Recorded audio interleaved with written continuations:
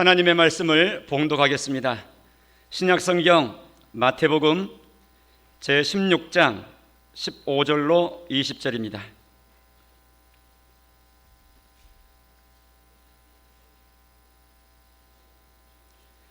이르시되 너희는 나를 누구라 하느냐? 시몬 베드로가 대답하여 이르되 주는 그리스도시요 살아계신 하나님의 아들이시니이다. 예수께서 대답하여 이르시되 바요나 시몬아 내가 복이 있도다.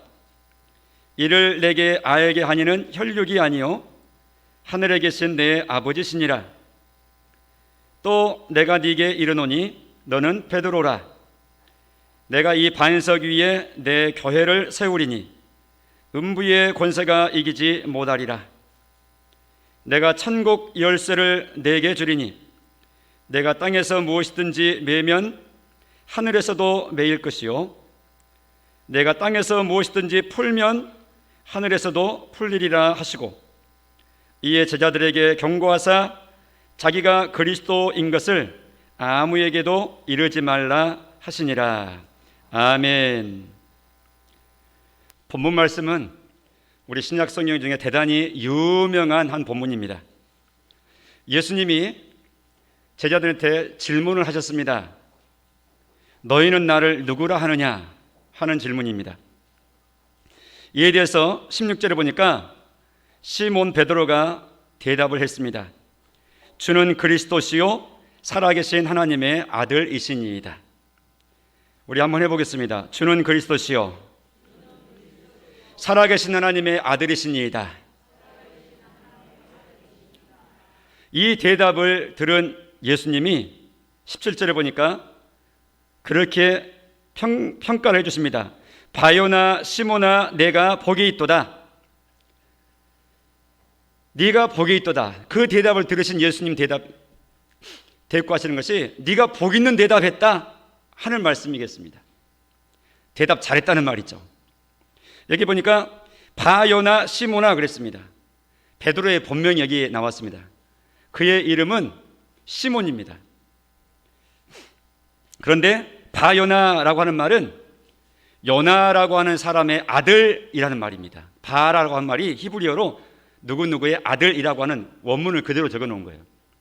바요나, 요나의 아들 시몬, 네가 참 복이 있다. 이것을 내게 알게 하니는 혈육이 아니요 하늘에 계신 내 아버지시다. 시몬이 방금 예수님을 향해서 그리스도이십니다, 하나님의 아들이 되십니다, 이 내용을 고백을 했는데 이것은 혈육에게 배운 게 아니라 그 말이죠. 혈육이란 말은 피혈자의 육체 육자입니다. 즉 이런 육신을 가지고 있는 사람을 뜻하는 것입니다. 혈육. 그러니까 조상으로부터, 부모로부터, 친구로부터, 선생님으로부터 받은 지식이 아니라, 혈육으로부터 받은 것이 아니라 하나님 아버지께서 알게 해주신 지식이다 하는 것입니다. 누구든지 하나님이 예수님을 그리스도로, 하나님의 아들로, 즉 구주요 메시아로 알아볼 마음을 주시지 않으면 그 누구도 예수님에 대해서 이렇게 고백할 수가 없는 것입니다. 이 대답을 들으신 예수님이 또 말씀을 이어가십니다. 18절에 또 너에게 말한다. 너는 이제부터는 베드로라고 부른다. 베드로라. 시몬의 이름을 예수님께서 베드로라는 별칭을 붙여주신 거예요. 우리에게는 그래서 시몬이라는 본명보다는 별칭인 베드로라고 하는 이름이 훨씬 더 친숙한 이름이 되었죠. 베드로라 하는 말은 바위라는 말입니다. 바위. 그 뜻이. 근데 이어서 하시는 말씀이 내가 이 반석 위에 내 교회를 세우리니 음부의 권세가 이기지 못할 것이다. 이 반석 위에 예수님께서 예수님 자신의 교회를 세우신다는 거예요. 이 반석이 뭐냐? 베드로라고 하는 이 반석. 근데 사람 반석을 말하는 것이 아니라 시몬, 베드로라고 일컬음 받은 시몬이 고백했던 16절에 있었던 바로 그 고백, 그것을 반석 같은 흔들림 없는 영원한 고백. 그래서 이 반석 위에 할 때는 16절에서 고백했던 주는 그리스도시요 살아계신 하나님의 아들이십니다라는 이 고백을 두고 하는 말입니다. 때문에 예수님이 이 지상에 교회를 세우실 때에는 이런 확실한 신앙 고백을 한 터 위에 교회가 되도록 하시는 거예요. 교회가 뭐냐? 예수님에 대해서 바른 신앙 고백, 그리스도시요 하나님의 아들, 즉 하나님이시라고, 우리의 구주시요 하나님이 되시는 예수님에 대한 고백을 할 때 바로 그 고백을 하는 사람이 바로 교회라는 겁니다. 여러분이 교회이십니까? 이 고백을 하시냐고 말입니다. 교회입니다. 교회는 건물이 아니라고 우리가 누누이 말했죠. 예수님을 구주로 고백한 사람을 교회라 말한다. 예수님이 교회를 세우신다 하는 것입니다. 우리가 오늘 주목하고자 하는 것은 오늘 본문 중에서는 바로 19절입니다. 우리 주제에 바로 이 구절에 근거합니다. 내가 천국 열쇠를 내게 주리니 했습니다. 예수님께서 천국 열쇠를 베드로에게 지칭해서 주시겠다는 거예요. 2인칭 단수 너라 그랬기 때문에 1차적으로는 지금 베드로를 두고 하는 말입니다. 그런데 베드로에게 개인적으로 주시는 내용이 아니고 사실은 베드로는 12사도의 대표입니다. 사도에게 주시겠다는 거예요. 즉 예수님께서 사도에게 천국 열쇠를 주시겠다는 거예요. 이 12사도는 곧 신약교회 전체의 대표입니다. 다시 말하면 천국 열쇠를 너에게 주리니 하는 이 말은 이 지상에 이 반석 같은 신앙 고백을 함으로 교회로 세움받은 교회에 천국 열쇠를 주신다 하는 말씀입니다. 그러므로 하나님께서 이 지상에 교회를 세우시고 천국 열쇠를 가지도록 하신 겁니다. 이것이 바로 교회의 권세입니다. 천국 열쇠를 운용하는 권세. 천국 열쇠가 뭐냐? 그 열쇠를 가지고 매기도 하고 풀기도 하는 겁니다. 9절 하반절에 설명하십니다. 네가 땅에서 무엇이든지 매면 하늘에서도 매일 것이다. 그러니까 이 천국 열쇠를 가지고 딱 묶어 놓으면 그 누구도 풀 수가 없는 거예요. 또 반대로 땅에서 무엇이든지 풀면 하늘에서도 풀리리다. 기본적으로 열쇠가 하는 기능이 뭡니까? 잠그는 기능이요, 또 잠겨지는 것을 푸는, 여는 기능이잖아요. 이게 열쇠의 모습이잖아요. 예수님께서 교회에 주신 천국 열쇠가 뭐냐? 이것은 천국 문을 열고 천국에 들어가도록 하는 열쇠입니다. 즉 복음을 두고 하는 말입니다. 받았습니다. 복음이 천국의 열쇠구나. 본문을 내용에서 그렇게 바르게 잘 붙잡으시기 바랍니다. 예수님께서 천국 열쇠인 복음을 교회에 위탁해 놓으시고, 교회라고 하는 기관은 이 땅에서 복음을 운영하고 복음을 가지고 천국의 문을 열고 하는 거예요. 그러므로 천국 문을 교회가 열어주지 아니하면 아무도 들어갈 수 없는 거예요. 교회의 귀중성이 거기 있는 겁니다. 이 지상에 세움받은 교회는 신적 기원에 근거한 특별한 기관입니다. 정부에서 국립기관으로 세운 게 아니에요. 지자체에서 필요해서 우리가 이런 기관 만들어보서 한 것 아니에요. 교회는 하나님께서 이 땅에 하나님의 기관으로서 설립하시고 세운 기관입니다. 무엇하라고? 천국 열쇠를 관리하고 운영하도록 하시려고. 우리는 지금 교회는 왜 있는가? 오늘 세 번째 시간을 맞이하고 있습니다. 첫 번째는 교회는 하나님을 위해서 있다 그랬습니다. 예배하는 존재로. 두 번째로 교회는 교회 자체를 위해서 있다 그랬습니다. 하나님께서 구원해 놓은 백성들을 모아 놓으시고 공동체를 영성케 하시면서 뜨겁게 서로 피차 사랑함으로 이기적인 이 세상 속에서 하나님의 사랑이 펼쳐지고 적용되는 세상에 속하지 않은 하나님 나라의 모습을 교회를 통해서 힘써 서로 사랑하면서 펼쳐 보이라는 겁니다. 이 일을 위해서 있는 거예요. 그런가 하면 오늘 마지막 세 번째, 교회는 세상을 위해서 있는 것입니다. 받아서 봅니다. 교회는 세상을 위해서 있습니다. 그러므로 좋은 교회, 건강한 교회, 바른 교회는 이처럼 하나님이 교회를 이 땅에 세우신 이유를 바르게 이해를 하고 그 이유에 걸맞는 자세를 취하고 그 활동을, 그 사명을 감당할 때 그 교회가 받아서입니다. 좋은 교회, 건강한 교회. 그렇게 되는 겁니다. 이런 말씀들 앞에서 우리 자신을, 교회된 우리 자신들을 살펴봐야 됩니다. 그래서 오늘 주제는 천국 열쇠를 운영하는 세상을 위한 교회로 우리를 세우셨다는 사실입니다. 다른 말로 하면 복음 전파, 복음의 증인의 역할을 하라는 것입니다. 우리는 힘써 복음을 전파하고 예수님을 증거하는 증인의 삶을 평생 살아야 될 것입니다. 가장 직접적으로 복음을 전하는 것이 우리 자신이 복음을 증거하는 방법 중에 가장 핵심적인 것, 원론적인 것은 직접 복음을 전하는 것입니다. 내가 내 입으로 복음을 말해서 전달해 주는 겁니다. 사도행전 1장 8절에 예수님이 그렇게 말씀을 하셨습니다. 오직 성령이 너희에게 임하시면 너희가 권능을 받게 된다. 복음 전하는 권능입니다. 그래서 너희가 현재 살고 있는 예루살렘으로 도착해서 저 땅끝까지, 멀리까지 내 증인이 되게 될 것이다. 증인은 자신이 보고 들은 체험했던 것을 섞지 아니하고 빼지 아니하고 있는 그대로 증거하는 사람을 증인이라 말하는 것입니다. 없는 것 전하는 거 아니고 모르는 것 전하는 거 아닙니다. 내가 체험한, 내가 배운, 아는 그것을 말하는 것입니다. 마가복음 16장 15절에 예수님은 승천하시기 전에 이렇게 말씀을 남기셨습니다. 또 이르시되 너희는 온 천하에 다니며 만민에게 복음을 전파하라. 이것이 하나님께서 교회를 이 땅에 남겨놓으신, 당시의 제자들을 그 시대에 남겨놓으신, 오늘 교회를 이 세상에 남겨놓으신 이유입니다. 이 가르침 따라서 남아있었던 초대교회는 사도행전 5장 42절에 보니까 충실하게 그 일을 감당했습니다. 그들이 날마다 성전에 있든지 집에 있든지 예수는 그리스도라, 구주라 가르치기와 전도하기를 쉬지 아니하니라 했습니다. 예수님이 당부하신 그 말씀에 충실했던 것이죠. 예루살렘에 시기를 해서 새로 탄생된 교회를 핍박하는 무리들이 많았습니다. 그래서 핍박받은 성도들은 더 이상 예루살렘에 버티고 살 수가 없어서 각처로 멀리 외국에까지 흩어져서 이민을 가고 흩어져서 피해서 도망가는 삶을 살았습니다.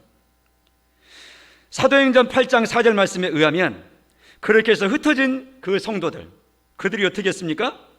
두루 다니며 복음을 뭐 했다고요? 전할세 했습니다.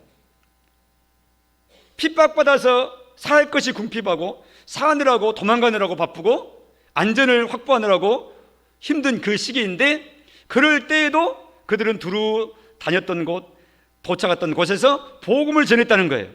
왜? 그것이 존재의 이유요, 예수님께서 맡겨주신 사명이었기 때문에. 사도행전 8장 35절에 보면 한 사람의 행적이 나옵니다. 빌립이라고 하는 7 집사 중에 한 사람입니다. 빌립이 입을 열어 이 글에서 시작하여 예수를 가르쳐 복음을 전했다. 이 내용은 성령께서 빌립에게 특별한 지시를 함으로부터 시작된 내용입니다. 빌립아, 저기 예루살렘에서 가사로 나가는 그 남쪽으로 나가는 그 길이 있는데 그 광야로 나아가라. 이유를 몰랐습니다.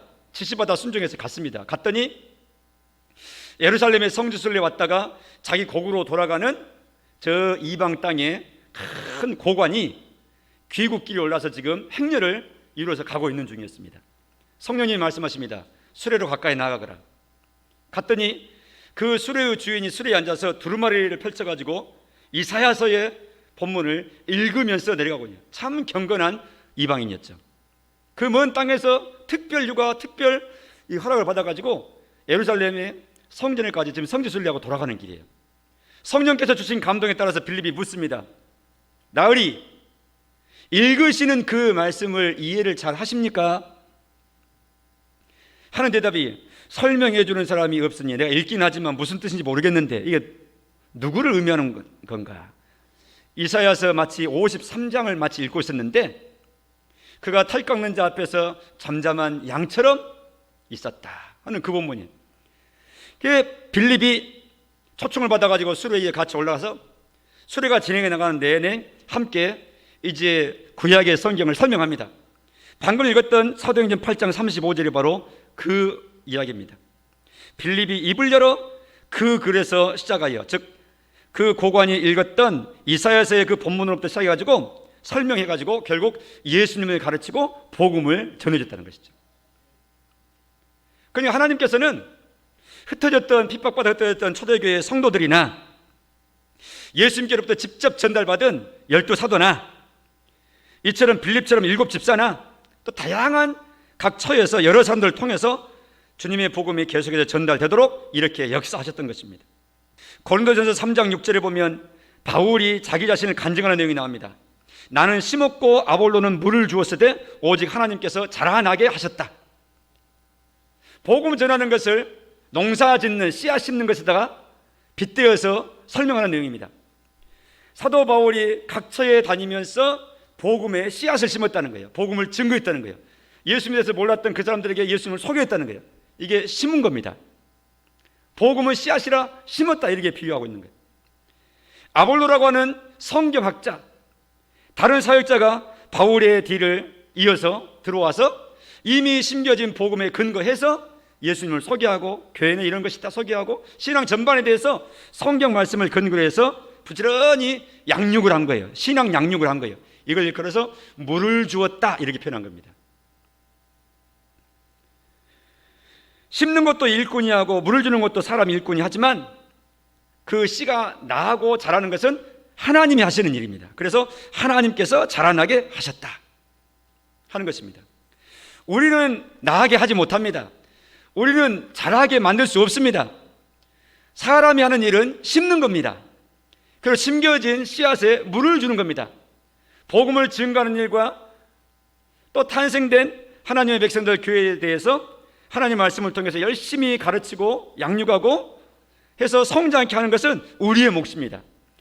그런 방편 수단을 통해서 하나님은 하나님의 교회가 성장하고 튼실한 교회, 좋은 성도로 자라도록 하나님께서 은혜를 베풀어 주시는 것입니다. 할렐루야. 우리가 열심히 심어야 될 것입니다. 갈라디아서 6장 7절 이하에 보니까 심는 말씀을 바울은 이렇게 설명합니다. 사람이 무엇으로 심든지 그대로 거두리라.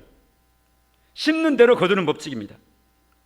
자기의 육체를 위하여 심는 자는 육체로부터 썩어질 것을 거둔다. 성령을 위하여 심는 자는 성령으로부터 영생을 거둔다. 이 말씀에 의하면 우리 사람은 이 땅에 살아가는 동안 심는 자인데 두 종류의 심는 자가 있다는 것입니다. 썩어질 것을 거둘 것을 심는 사람이 있고 영원한 것을 거두도록 심는 자가 있다는 것입니다. 즉 육체를 위해서 심는 자와 성령을 위하여 심는 자라고 구분해 주고 있습니다. 여기서 썩어질 것을 거둔다, 육체를 위해서 심는다는 것은 이 땅에 살아가는 동안에 필요한 것을 두고 하는 말입니다. 이 땅에 살아가는 동안 사용하고 필요로 누리다가 결국은 다 썩어지고 돌아가고 없어지는 걸 두고 하는 말입니다. 우리가 그게 필요 없다는 말이 아닙니다. 열심히 농사를 지어서 거두어서 먹어야 되죠. 그러나 농사가 우리 생명을 바쳐서 심어야 될 궁극적인 것은 아닙니다. 살아가기 위한 수단으로 확보하기 위한 것이죠. 이 땅의 모든 것은 다 그렇습니다. 땅에 심는 것은 썩어질 것을 거두는 결과로 오래가지 못한다, 그 말이죠. 영원한 것을 위해서 심어야 된다. 즉 복음으로 뿌릴 때 이것이 바로 영생을 거두게 되는 영원한 것인 줄로 믿습니다. 9절 말씀에 이렇게 말씀합니다. 우리가 선을 행하되 낙심하지 말지니 포기하지 아니하면 때가 이름에 거두리라. 복음을 증거하고 생명을 살리는 이 일은 선한 일 중에 가장 선한 일입니다. 선한 일을 하다가 낙심하지 말라고 주님 권면하십니다.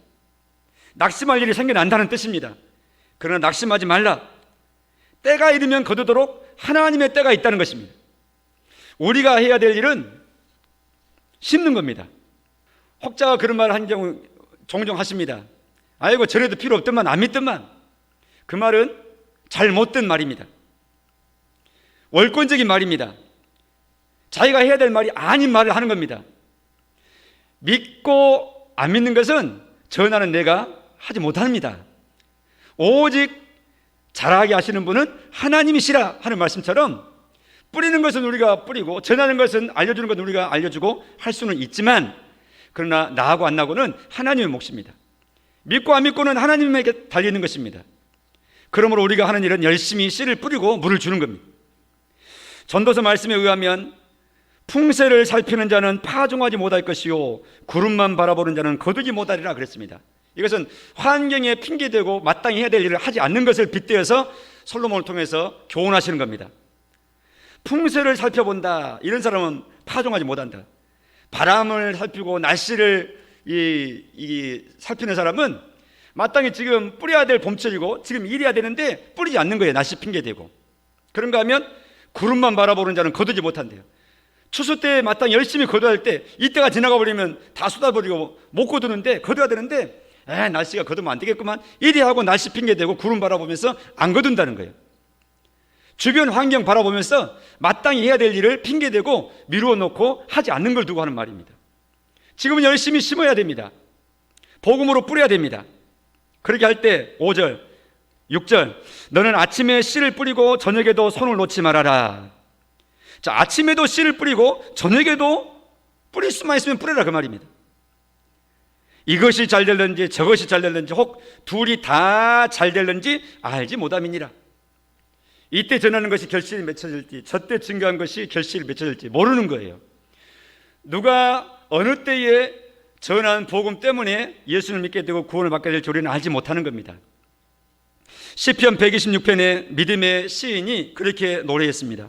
눈물을 흘리며 씨를 뿌리는 자 기쁨으로 거두리로다.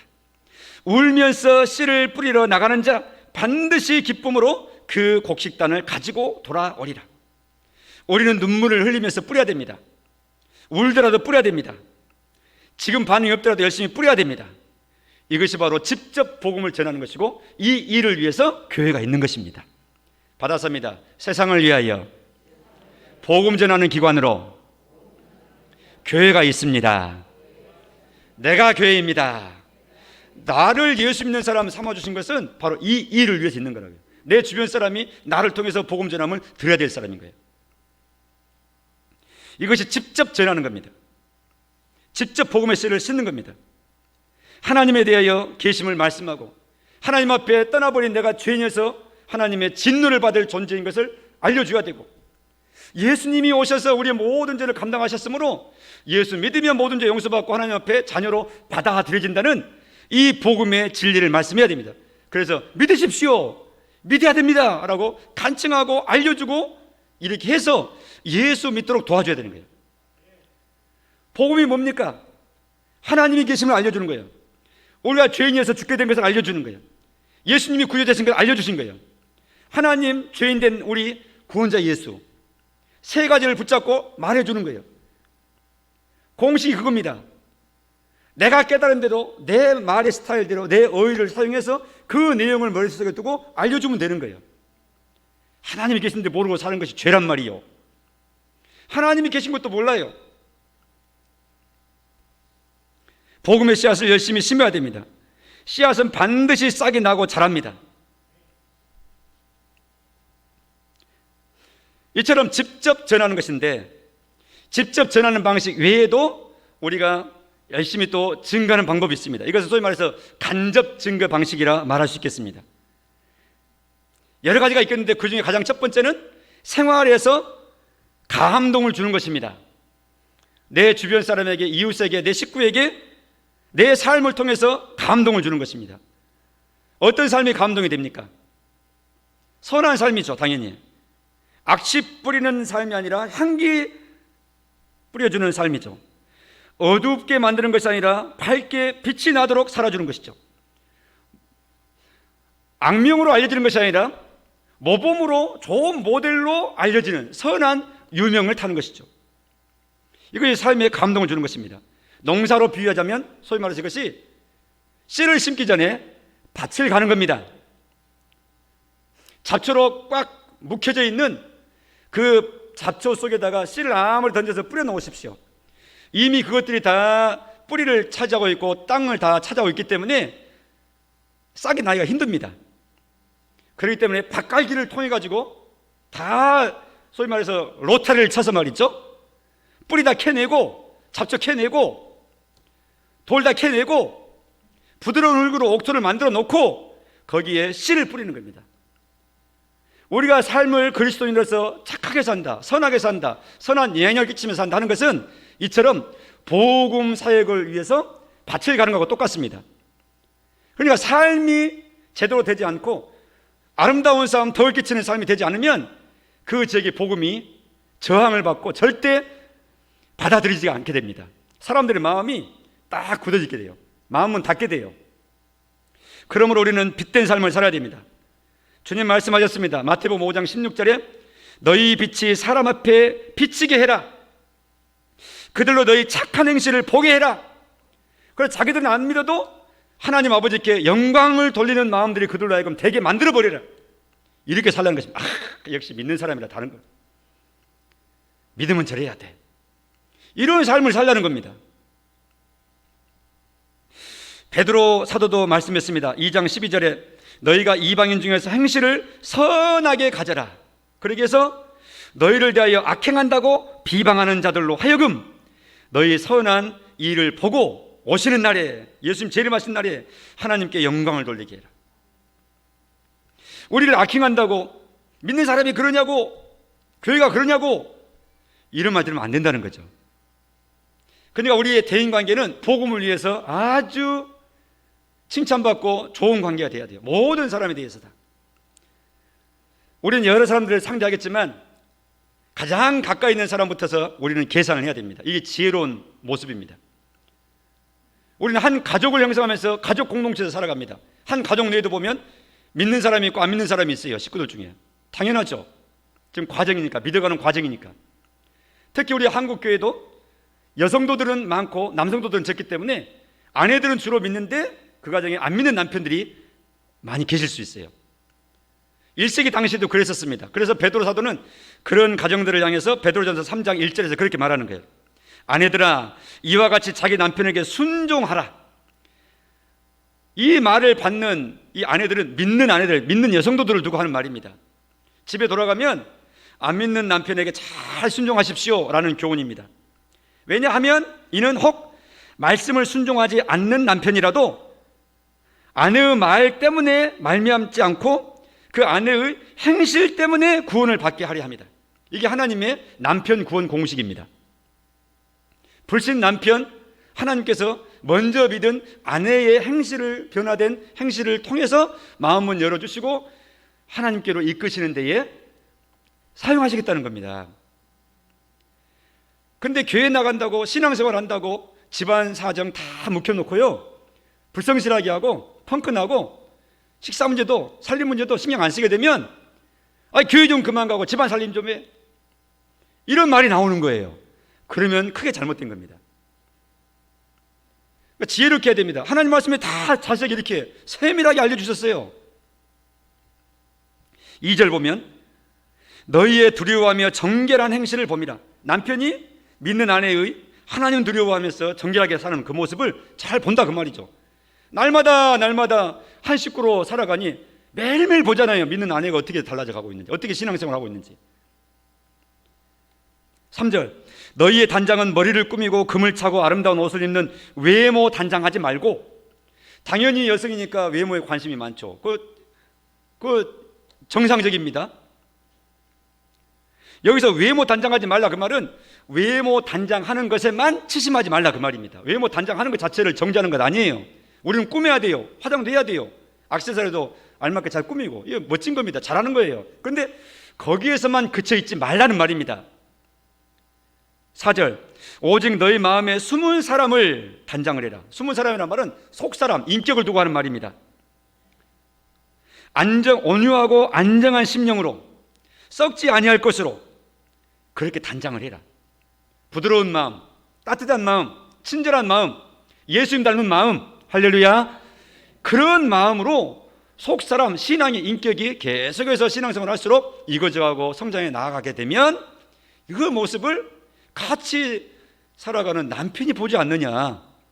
그럼 그런 남편은 당연히 그런 신앙의 아내의 영향을 받아서 하나님께 대해서 활짝 열린 마음으로, 야, 좋구나, 참 좋구나, 이래 해서 복음을 받을 가능성이 높아진다 그 말이죠. 이것이 하나님께서 하시는 일입니다. 가정에서 그러게 하지만 또 우리는 직장에 출근합니다. 그래서 골로새서 3장 22절에 보면 그렇게 교훈하십니다. 종들아, 모든 일에 육신의 상전들에게 순종해라. 순종하되 어떻게 순종하느냐? 사람을 기쁘게 하는 자와 같이 눈가림하지 말고 오직 주를 두려워하며 하여 성실한 마음으로 순종해라. 이런 자세로 직장생활을 하라는 겁니다. 이런 자세로 노동자의 삶을, 일하는 삶을 살라는 것입니다. 한 번 맡으면 저 사람은 믿을만해. 정말 성실해. 지켜볼 필요 없어. 간섭할 필요도 없어.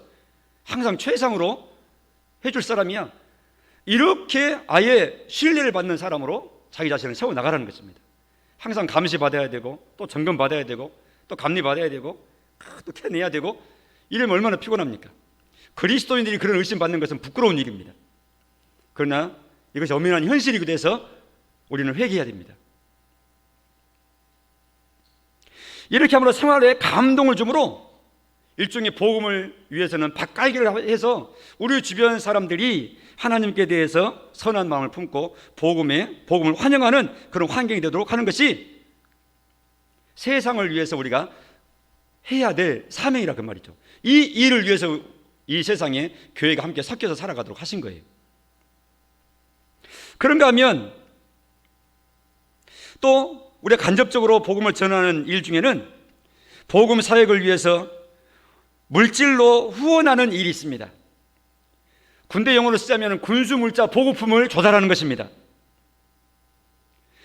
맨 앞에서 칼을 들고 싸우고 창을 들고 싸우고 방패를 막으면서 옛날 군인들이 싸운다고 한번 생각을 해보십시오. 화살통에 화살이 100개를 가지고 나갔는데 열심히 화살을 쏘서 전탄으로 다 써버렸어요. 그러면 화살 어떻게 해요? 다시 화살 가지러 가야 돼요?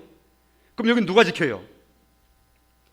그래서 가장 앞에서 싸우는 이 군인이 싸우지만 이 군인이 지속적으로 싸울 수 있도록, 잘 싸울 수 있도록 뒤에서 계속해서 후원하고 뒷받침을 해주고 지지해주고 갖다 대주고 하는 이 부대가 있는 거예요. 부족하면은 화살도 갖다 주고, 나도 열심히 요리해놓고 밥을 지어놓고 빨리 이 순간 와서 먹어요. 그래야 힘내서 싸우니까 어서 와서 식사하세요. 와서 밥도 지어줘야 돼요. 이 모든 일이 한 팀입니다. 그래서 그 일을 중하게 하나님께서 여기십니다. 복음 사역에 있어서 여기서 마찬가지입니다.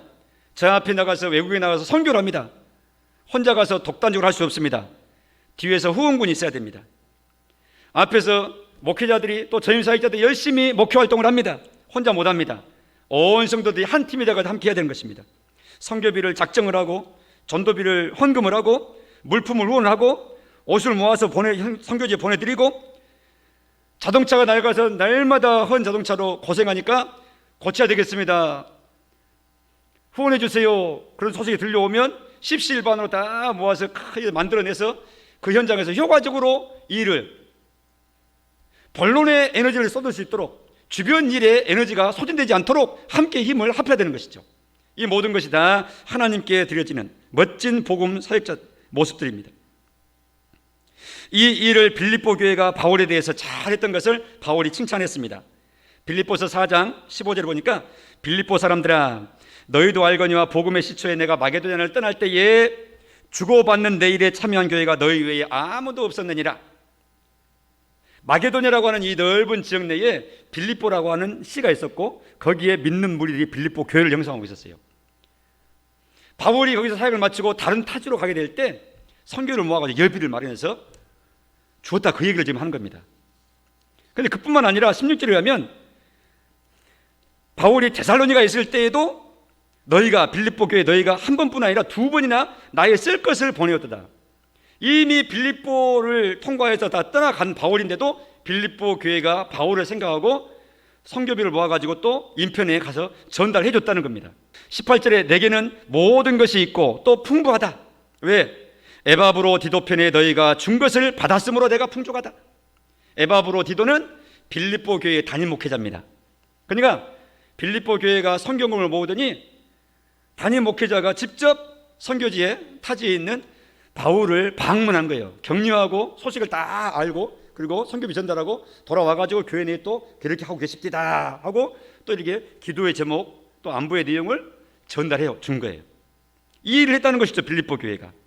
이에 대해서 바울은 칭찬합니다. 18절 하반절에 이는 받으실 만한 향기로운 제물이요 하나님을 기쁘시게 한 것이라. 빌립보 교회가 바울을 향해서 했던 그런 선교적인 동참은 하나님께 드려지는 제물이라는 거예요. 하나님을 기쁘시게 하는 영광의 내용이라는 것입니다. 우리도 이 일에 힘써야 될 줄로 믿습니다. 우리가 선교사 못 나가잖아요. 우리가 직접 목회 활동하는 거 아니잖아요. 어떻게 하면 효과적으로 저분들이 복음의 최전선에서 그 일에 집중할 수 있도록 우리가 뒤에서 뒷받침하고 우리가 한 부분 감당하고 함께 격려하고 할까 하는 내용을 늘 마음을 거기에 두는 거예요. 이것이 복음을 위한 우리의 태도고 이 일을 위해서 교회가 세상에 있는 것이다. 그런가 하면 또 있습니다. 빌립보서 에베소서 6장 19절에 보면 에베소 교회를 향해서 바울이 하는 말에 또 나를 위하여 구할 것은 그 말은 간구하고 기도할 것은 그 말입니다. 기도할 제목을 주는데 내게 말씀을 주사, 바울이 내한테 하나님께서 말씀을 주셔가지고 나로 입을 열어 복음의 비밀을 담대하게 알리게 하옵소서, 이렇게 간구해 주세요 라고 기도 부탁했던 거예요. 즉 무슨 말인가 하니까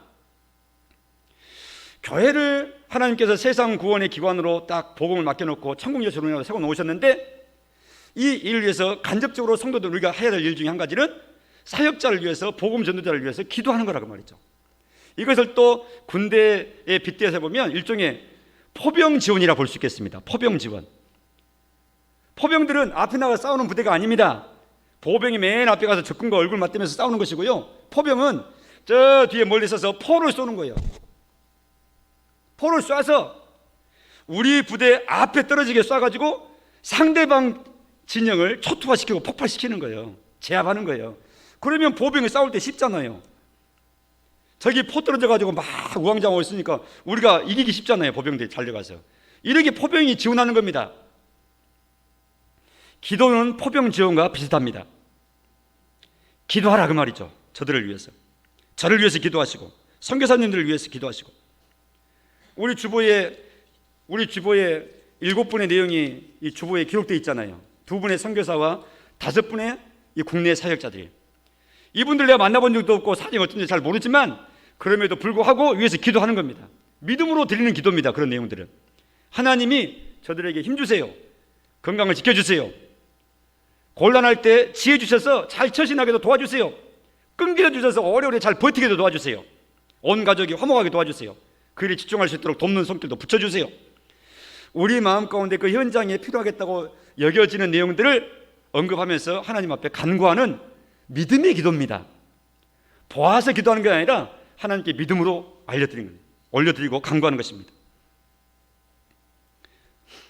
로마 교회도 바울은 또 그 동일한 부탁을 했습니다. 로마서 15장 30절을 보니까 형제들아 내가 우리 주 예수 그리스도와 성령의 사랑으로 말미암아 너희를 권한다. 한마디로 말하면 로마 성도 여러분에게 권합니다, 요청합니다 그 말입니다. 뭐를? 너희 기도에 나와 힘을 같이하여 나를 위하여 하나님께 빌어 그랬어요. 바울이 늘 기도하면서 사역을 감당했는데 바울 자신의 기도에 로마 교회 성도들도 함께 기도를 합해서 함께 빌어달라고 요청하는 겁니다. 그러므로 사역의 현장을 위해서 마음 가운데 틈틈이 기도하는 것, 이것은 하나님의 복음 사역에 동참하는 것이고 이 일을 위해서 교회인 나를, 우리 교회를 이 땅에 세워놓으셨다 하는 것입니다. 한 가지 더 있습니다.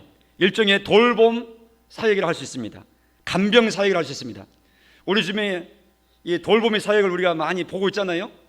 우리 성도분들 가정에도 와서 2시간씩 3시간씩 도우미가, 요양보호사가 와서 활동하고 돌아가시잖아요. 바로 그와 비슷한 겁니다. 신앙의 세계에 있어서. 누가복음 15장 4절 말씀에 너희 중에 어떤 사람이 양 100마리가 있는데 그 중에 하나를 잃으면 99마리를 잘 두고 그 잃은 것을 찾아내기까지 찾아다니지 아니하겠느냐. 마지막 부분 같이 한번 읽어보겠습니다. 그 잃은 것을, 거기서부터 시작. 그 잃은 것을 찾아내기까지 찾아다니지 아니하겠느냐. 언제까지 찾는다고요? 찾아내기까지 찾는다 그 말이죠. 찾아질 때까지.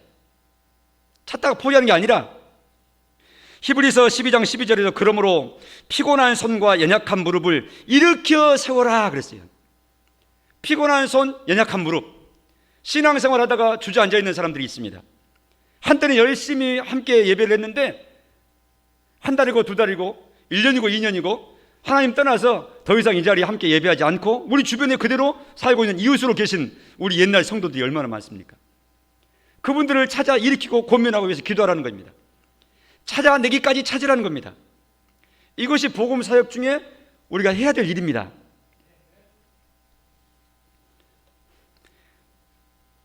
마지막 한 구절만 더 읽겠습니다. 사도행전 4장 36절에 유명한 사람이 나옵니다. 우리가 이 사람을 이어 따라가야 될 사람인데 구브로에서 난 레위족 사람입니다. 레위지파 출신의 사람인데 이름은 요셉이라 그랬습니다. 성경에 요셉이 많이 나오죠. 창세기 요셉도 있고, 그죠? 마리아의 남편 요셉도 있고, 또 여기 또 요셉이 있습니다. 요셉이 수십 명입니다, 성경에. 근데 이 요셉이라고 하는 사람이 사도들이 일컬어 별칭을 붙여줬어요. 바나바. 뭐라고 이름 붙였다고요? 바나바. 예수님 대신 총독이 도와줬던 사람은 바라바고 여기 사람은 바나바입니다. 바나바라고 하는 이 뜻은 가로 쓰고 있죠. 번역하면 위로의 아들이라 하는 뜻이에요. 위로의 아들. 하도 이 요셉이라고 하는 사람은 연약한 사람, 낙심한 사람, 오래오래 결석하는 장기열 성도들, 이런 사람들을 잘 다독거리고 위로하고 그 사정 알아주고 또 힘을 주고 이끌고, 그래서 결국 이렇게 세우는 거예요. 이 일을 너무너무 잘하는 거예요. 예루살렘 초대교회에 너무너무 위대한 좋은 지도자 중에 한 사람이 바로 이 바나바였어요. 요셉이었어요. 그래서 동료 사도들이 요셉을 이끌어서 당신은 바나바예요. 바나바, 위로의 아들. 이분의 손길만 가면은 다 회복되고 회생되는 거예요. 얼마나 귀합니까? 우리가 바나바가 돼야 됩니다. 내 위치에서 내가 바나바의 역할을 수행해야 되는 거예요. 이 세상 살아가느라고 병들어서 낙심해서 상처받아서 흩어지고 주저앉고 돌아서 있는 귀한 생명들에 대해서 바나바의 역할을 감당하면서 마음으로 또 기도하는 거예요. 기도할 때 하나님은 마음을 주십니다. 기도할 때 하나님은 행동을 그렇게 해야 되겠다, 어떤 행동해야 될 지침도 지시해 주십니다. 그런 성령의 지시에 민감하게 행동하십시오. 그리고 하나님께 맡기십시오. 일은 하나님이 하십니다. 그러나 우리로 하여금 그 일꾼 역할을 감당하도록 하시는 겁니다. 이렇게 하도록 우리를 이 땅에 남겨놓으시고 세워놓으신 거예요. 생명을 위해서 유익된 교회로서의 역할을 하라고. 오늘 본문 19절에 천국 열쇠를 너희에게 주리니 했습니다. 교회가 맡고 있는 천국 열쇠를 어디에 둔지도 모르고 감춰놓으면 안 되겠습니다. 꺼내기 힘들게 저 깊이 넣어놔서도 안 되겠습니다. 늘 손끝에 가지고 돌려서 열어 젖혀서 복음을 알리고 초청해서 하나님의 구원이 우리 지역에 왕성하게 일어나도록 오레아교회가 힘을 써야 될 줄로 믿습니다. 이것이 오레아교회를 세우신, 오레아 지역에 세우신 하나님의 뜻입니다. 좋은 교회 되시기를 위해서 노력하시고 좋은 교회로 영광 돌리도록 하십시다. 할렐루야. 기도하겠습니다. 하나님 아버지, 감사합니다. 우리를 교회로 세우시고 예수님에 대한 바른 신앙 고백을 하게 하셨습니다. 그리고 교회는 이런 것 때문에 있는 거야. 하나님을 향하여, 교회 자신을 향하여, 세상을 향하여 우리가 어떤 역할을 하는 존재인 것을 깨우쳐 주심으로 건강하고 좋은 교회 되어 하나님께 영광 돌리게 하시니 감사합니다. 성령께서 우리 마음 가운데 들은 말씀을 통하여 늘 촉구하시고 힘주셔서 좋은 교회로, 좋은 성도로 서가는 우리가 되게 하여 주옵소서. 예수님의 이름으로 기도합니다. 아멘.